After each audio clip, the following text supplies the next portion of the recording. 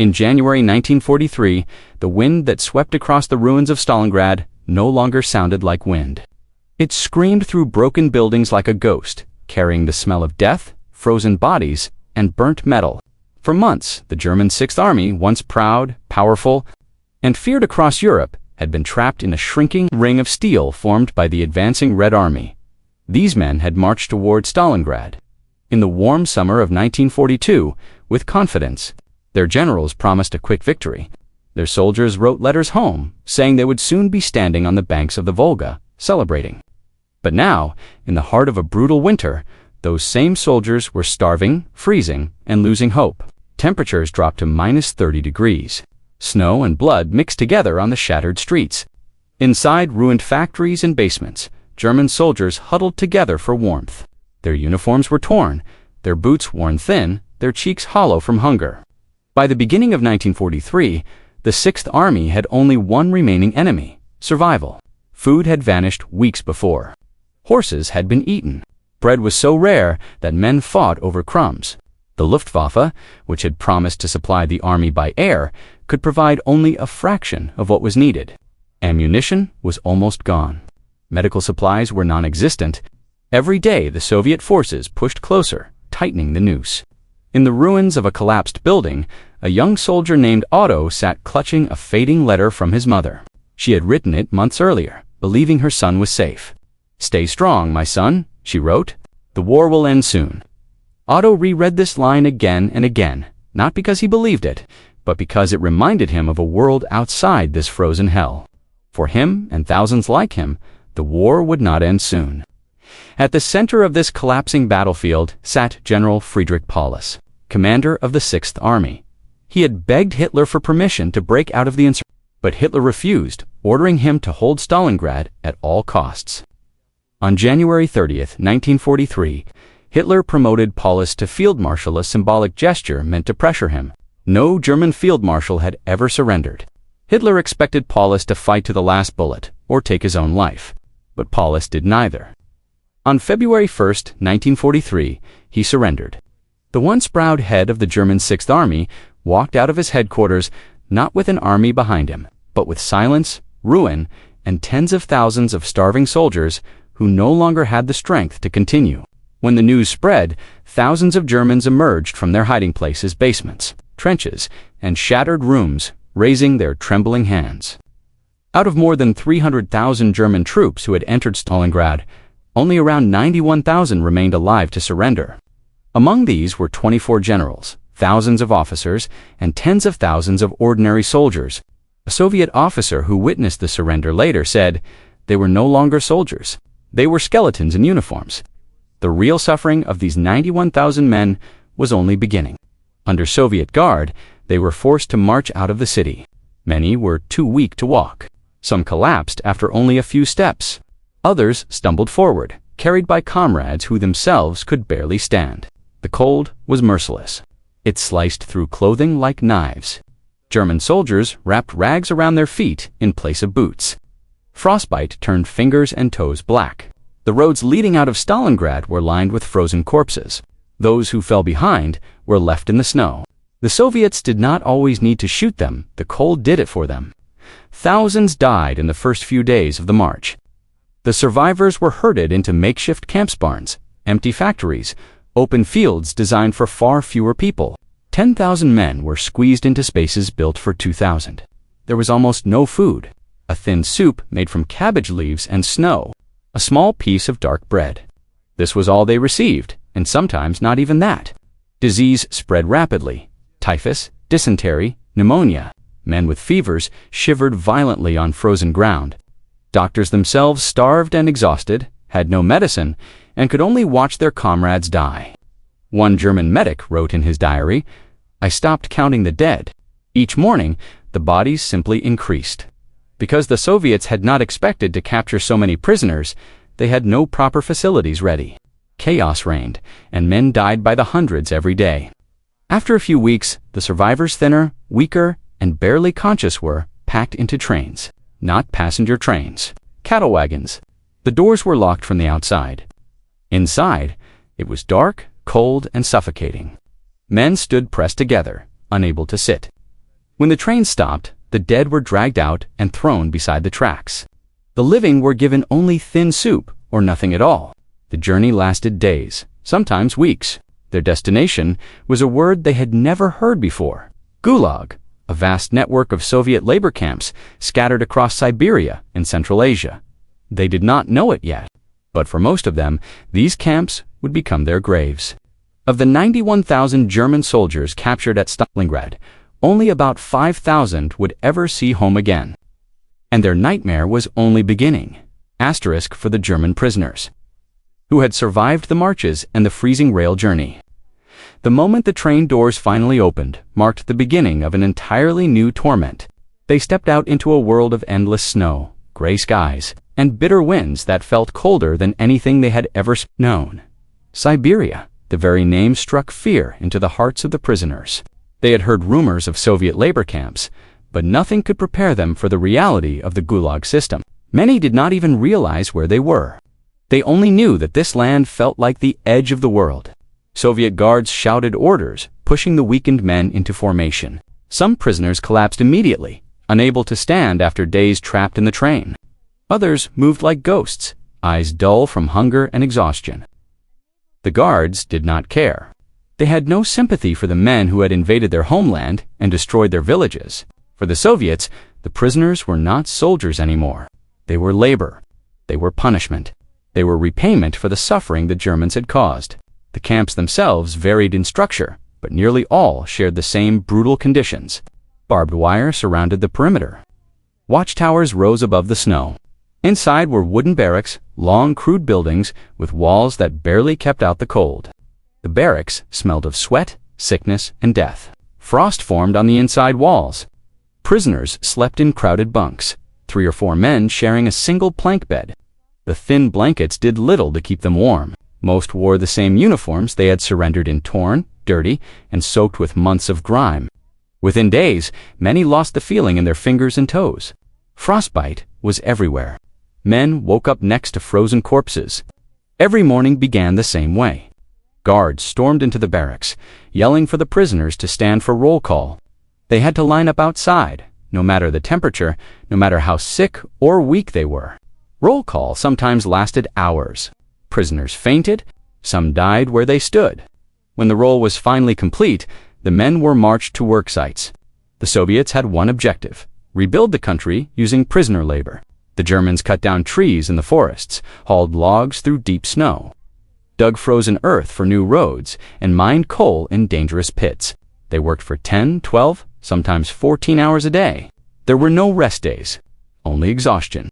Guards shouted, beat, and threatened the prisoners to keep them moving, but many were too weak to obey. Hunger gnawed at them like a constant animal. Their daily food consisted of a watery soup made from cabbage or potato peels and a small piece of bread. The bread ration depended on how much work a man could do. Those who worked well got more. Those who worked poorly got less. And those who could not work at all often got nothing. This system, brutal and unforgiving, created a terrible cycle. A man too weak to work received less food, and because he received less food, he grew even weaker. Many did not survive more than a few weeks in this cycle. Disease thrived in the camps. Typhus spread like wildfire. Lice-infested uniforms and blankets. Pneumonia cut men down in days. Dysentery left them dehydrated and unable to move. Doctors in the camps, both German and Soviet, had almost no medicine. They treated what they could with makeshift tools, but most cases were hopeless. Every morning before roll call, bodies were dragged out of the barracks and laid in the snow. Sometimes there were dozens, sometimes more. Prisoners learned not to ask names. It hurt too much. Death was a daily presence, yet the human spirit, even in such places, searched for moments of meaning. Some prisoners formed small groups to share bread and protect each other. Others whispered stories of home. A few kept diaries, writing on scraps of paper with makeshift pencils. Some prayed quietly in the barracks. Others sang songs from memory, their voices trembling in the freezing air. These small acts kept them human, but not everyone could endure. Some lost hope completely. They sat down in the snow during work and refused to rise. Within minutes, the cold claimed them. Others tried to escape, slipping into the endless forests. None made it far. the Soviets hunted escapees with dogs. Those who were caught were beaten, tortured, or executed in front of other prisoners as a warning. The months turned into years. The world outside the camps moved on. The war ended in 1945, but the prisoners' nightmare did not. For most nations, surrender meant going home. For the Germans at Stalingrad, surrender meant captivity without end. Even after the war, the Soviets refused to release them. They saw the Germans as war criminals, not because of individual deeds, but because they had been part of an invading army that had killed millions of Soviet citizens. So the prisoners remained in the camps, working, suffering, and hoping. Winter after winter passed. Summers brought little relief. The heat was suffocating. Mosquitoes filled the air, and disease surged again. Some prisoners died just days before they were scheduled for transfer to a less harsh camp. Some survived years, only to collapse from exhaustion one day and never rise again. But among this darkness, there were rare glimmers of resilience. A few prisoners learned Russian and formed bonds with some of the kinder guards. Some organized secret classes, teaching each other languages, math, or literature. These small efforts kept their minds alive, even as their bodies weakened. By 1946, of the 91,000 German prisoners who had surrendered at Stalingrad, fewer than 30,000 were still alive. By 1949, that number had dropped to around 15,000, had been consumed by cold, hunger, disease, and despair. Yet the story was not over. For some, release would come but only many years later, long after the world had forgotten the fate of the men who marched into Stalingrad and never returned. Asterisk. As the years slowly passed inside the Soviet labor camps, the German prisoners from Stalingrad lived in a world that felt completely detached from reality. The war that had brought them here was over. Germany had fallen. Hitler was dead. Cities they once called home were now ruins. Families they once wrote letters to had no idea whether they were alive or dead.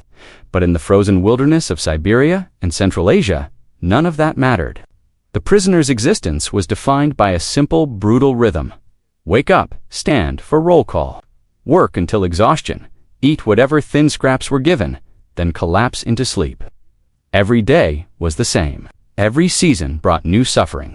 Yet even in this endless bleakness, small changes began to appear. By 1946, the Soviet authorities had reorganized the camps.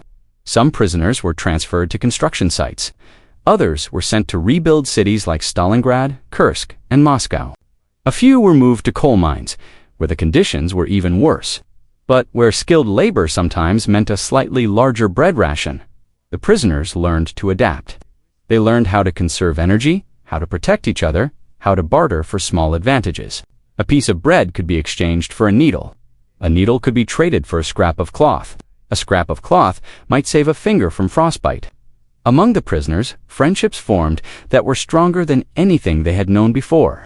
Survival depended not on strength alone, but on trust. Men shared food when they could, helped each other during work, kept watch during sickness, and whispered stories of home to keep hope alive. One prisoner named Heinrich became a sort of storyteller for a group of younger men. Every night, he would describe his village, the forests, his mother's cooking, the sound of church bells in the morning. Many of the younger prisoners had been only 18 or 19 when they were captured. Some had never experienced anything outside military life. Heinrich's stories gave them something to hold onto an image of a world worth surviving for. But even these fragile comforts could not erase the reality of their situation. Every month, more prisoners died. Not because of violence, but because of the slow, grinding wear of starvation, overwork, and despair. The Soviets kept detailed records of these deaths. Bodies were buried in unmarked graves outside the camps, sometimes in mass pits dug into frozen ground. Their names were crossed out in ledgers that no one in Germany would ever see. In 1947, the weather turned particularly vicious. Winter storms swept across the region, burying entire camps in snow. Temperatures dropped so low that metal tools burned the skin at the slightest touch. During this winter alone, thousands of German prisoners died. Many froze while walking to work. Others died in their sleep, their bodies discovered stiff and silent in the morning. Some camps lost a third of their prisoners. The guards, hardened by war and accustomed to suffering, barely reacted.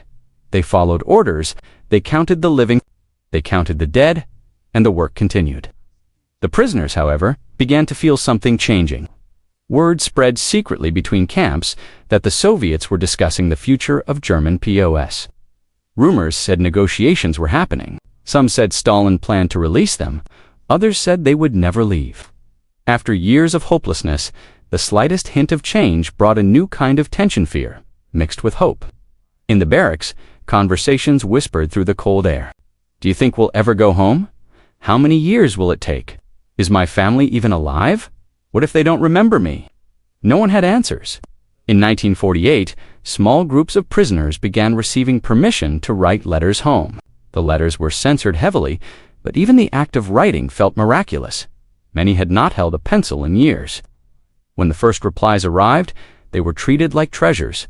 Men cried as they read the words of wives, mothers, children, siblings. Some learned that their parents had died during the war. Others discovered that their homes were now part of East Germany or Poland. A few found out that their wives had remarried, believing them dead. These letters brought both joy and heartbreak. But they also brought something more important than anything else, a sense that they still existed. They were not entirely forgotten. In 1949, Stalin died. The news spread slowly through the camps, whispered from guard to guard, then from prisoner to prisoner. The prisoners knew little about Soviet politics, but they understood one thing. Stalin's death meant change. And for the first time since Stalingrad, that change was something they desperately needed. Over the next few years, life in the camps shifted. Conditions improved slightly, rations increased, beatings became less frequent, camps reorganized, and some prisoners were sent to more populated areas where they could work in factories instead of forests or mines. But the suffering was far from over. By this time, out of the original 91,000 Stalingrad prisoners, fewer than 10,000 were still alive.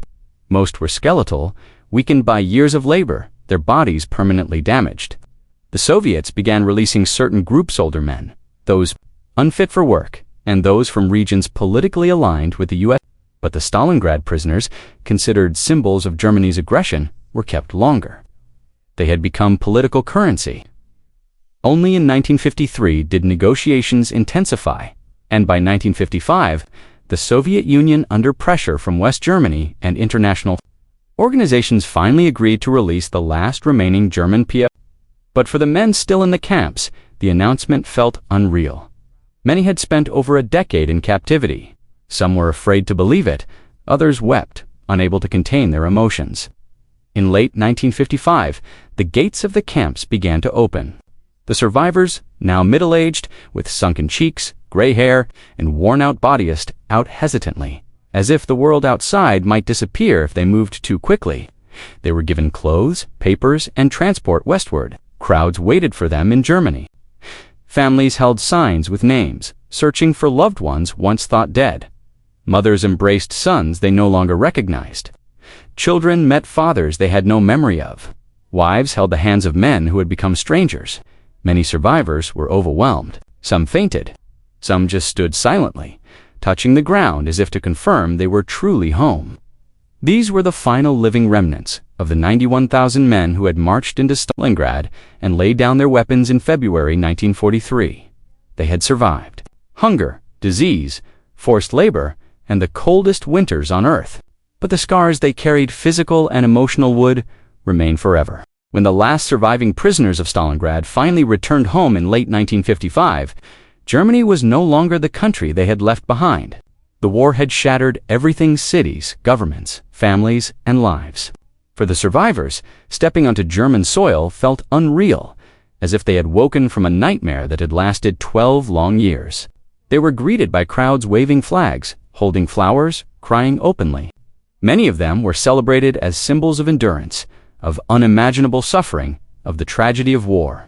But behind the applause and the emotional reunions, each man carried a story that no one else could fully understand.